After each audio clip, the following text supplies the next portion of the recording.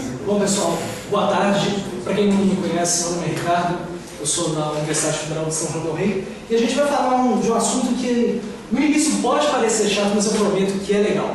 A popularidade de Vladimir Putin nos órgãos de comunicação russos brasileiros. Mas, afinal, do que esse artigo vai falar? Né? Bom, em primeiro lugar, a gente quer mostrar a popularidade de Vladimir Putin projetada nos órgãos de imprensa russos que operam aqui no Brasil, em meio a dois casos. O caso do Pussy Riot, que foi a prisão de umas cantoras na Rússia que cantavam músicas contra Vladimir Putin, e os protestos anti-governo após as eleições presidenciais de 2012, que houveram denúncias de fraude. Né? O panorama político da Rússia após mais de uma década no controle de Putin.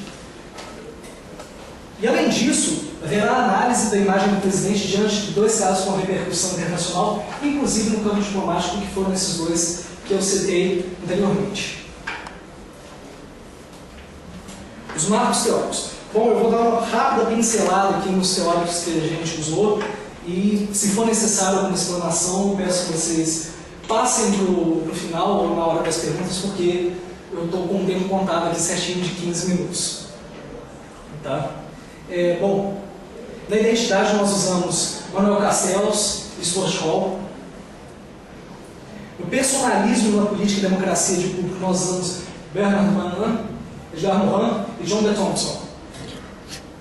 E em mídia e política nós utilizamos dois autores, na verdade 7 autores, Leonardo Valente, Bruno Vasconcelos, Ian Toshino, Mário Chaves Júnior, Emma Viana, Ricardo Rios e Thaleson Eliseu.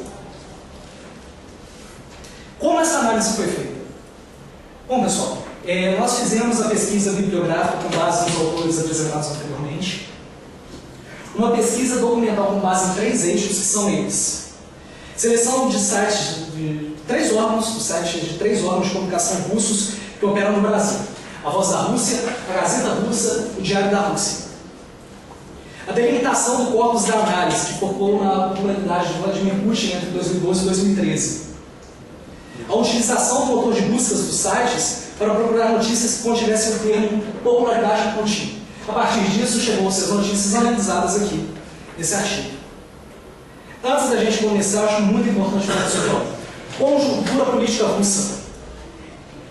Bom, a experiência democrática na Rússia é muito recente. Os czares dominaram o país durante séculos, e depois da queda dos czares em 17, na Revolução Russa, somente 91 russos puderam votar em um presidente, que foi Boris Yeltsin, rapazinho aqui da foto. Em 22 anos de regime democrático, a Rússia teve apenas 3 presidentes em sua história recente. Além do Yeltsin, Vladimir Putin e Dmitry Medvedev, que hoje é o primeiro-ministro russo. E depois da renúncia de Yeltsin, em 99, Vladimir Putin, que era um agente da KGB, então primeiro-ministro, assumiu interinamente a presidência, permanecendo entre o parlamento e o executivo desde então. O país hoje, isso é importante falar, é dominado pelo Partido Russo Unida, fundado por Putin em 2001, e que detém mais de 50% das cadeiras da Duma, que é o equivalente à Câmara dos Deputados russa. Mesmo com esse domínio, a oposição que ganhou força depois das eleições de 2012 passou a mobilizar um grande número de pessoas para protesto contra o governo, principalmente depois daqueles casos que estão no nosso corpus.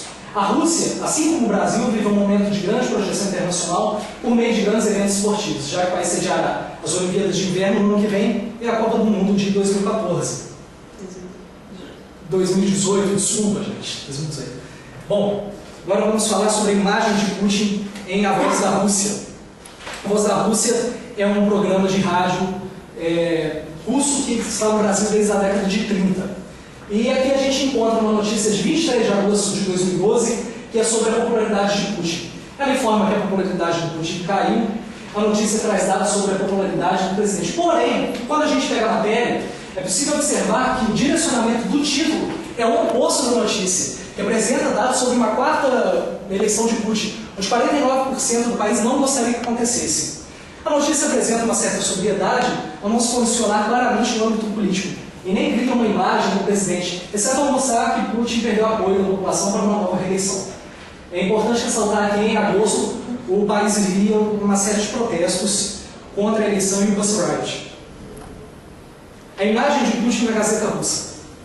eu tenho tempo aqui ainda, a Gazeta Russa foi o veículo que mais trouxe matéria sobre a popularidade de Putin. Foram 3. E é importante dizer isso. A Gazeta Russa é o diário oficial da Rússia. Aqui no Brasil ela sai com um suplemento da Folha de São Paulo. Bom, no dia 7 de setembro de 2012, saiu um artigo de opinião chamado Falem Mal, mas Falem Bem. O texto analisa a queda da popularidade de Putin em agosto de 2012, que era de 63%. Perdão. Esse quadro é atribuído às mudanças que ocorriam na sociedade russa. E o autor, o Alexei Levinson, ressalta que mesmo com a queda da popularidade, o Putin possui uma grande credibilidade perante a sociedade russa, que atribui alguns êxitos do país ao presidente. Aí a questão do personalismo. Né? Vamos à segunda matéria. Dia 19 de abril desse ano. Com popularidade ainda alta, Putin reforça apoios para manter o poder. Bom, o índice de confiança da população russa em Putin caiu de 60% para 52% no primeiro ano do seu terceiro mandato. A matéria apresenta alguns motivos da queda de popularidade de Putin com argumentos críticos. Vale lembrar, argumentos críticos no diário oficial do país. Após essa exposição de motivos, a reportagem traz uma retranca, que é um jargão jornalístico que seria um subtítulo para você retomar alguma ideia ou apresentar uma nova, para devolver a Putin a boa imagem que ele tem perante a sociedade da Rússia. E no dia 10 de abril, traz aqui uma outra matéria: jovens querem mudanças, mas não uma revolução. Essa matéria trouxe dados de uma pesquisa sociológica, essas pesquisas foram feitas com jovens russos, que apontam a insatisfação com o governo Putin e a falta de confiança na oposição. Porém, olha só que interessante isso, a pesquisa revelou que Putin ainda é o político de maior credibilidade entre esses jovens. Apesar disso, a matéria não especifica a porcentagem desse grupo que aprova o presidente. E outro dado curioso, isso aí é muito interessante a gente notar como uma mudança da sociedade, é que os jovens russos tendem a seguir um padrão de vida regrado, algo defendido e difundido fortemente por Putin. O Putin, uma sociedade teoricamente ateia, ele segue o cristianismo ortodoxo, ele ficou mais de 20 anos casado, tem filhos, tem uma família bem estruturada. Agora, nesse ano, ele se separou, mas isso aparentemente não abalou muito a imagem do Putin. E a imagem de Putin no Diário da Rússia. Diário da Rússia é uma... Deixa eu voltar aqui rapidinho. Diário da Rússia é uma agência de notícias que funciona no Brasil, que traz as matérias da Rússia, e ela é abastecida por todas essas agências e veículos que nós vimos anteriormente. Né? Então essa aí é a notícia do Diário da Rússia. Pesquisa revela o crescimento da popularidade de Putin em Moscou no dia 15 de 5 de 2013. E o que ela fala? 50% dos moscovitas são favoráveis a Putin. Ele teria 64% das intenções de votos dos cidadãos de Moscou para a próxima eleição presidencial da Rússia. 46% dos moscovitas estão satisfeitos com o governo do país e 42% não. Olha só como está um pouquinho equilibrado esse número. E a matéria é encerrada com dados de outra pesquisa realizada em junho de 2012, em que o presidente teria 24% das intenções de votos dos cidadãos de Moscou na quarta eleição. E a notícia mostra o crescimento da popularidade de Putin no capital da Rússia, mas coloca também certo equilíbrio na avaliação do governo, que é avaliado positivamente por uma pequena maioria. Feito isso, vamos às considerações finais. Deixa eu ver quanto tempo eu tenho. Bom, os veículos noticiosos russos brasileiros em algum momento terão ligação com o governo russo. Todos eles, de alguma forma, eles serão financiados, ou, como é o caso da Gazeta Russa, de propriedade do governo. Passando para a próxima. Isso influencia na maneira em que a notícia é consumida em sua respectiva análise, tanto pelo público quanto por esse trabalho. Nesse sentido, a matéria de A Voz da Rússia, feita pela agência de notícias Renovosti, não demonstra nenhum tipo de posicionamento pró ou contra Putin, e nem cria uma imagem do presidente. Ela se mostra sensacionalista, ou dizendo no título que, como você lembra, a popularidade do presidente caiu, mas apresenta outro conteúdo em seu corpo. A Gazeta Russa por se tratar de um veículo oficial do governo, surpreende dois quesitos: a quantidade de publicações sobre o tema e matérias onde há argumentos contra Putin e o governo.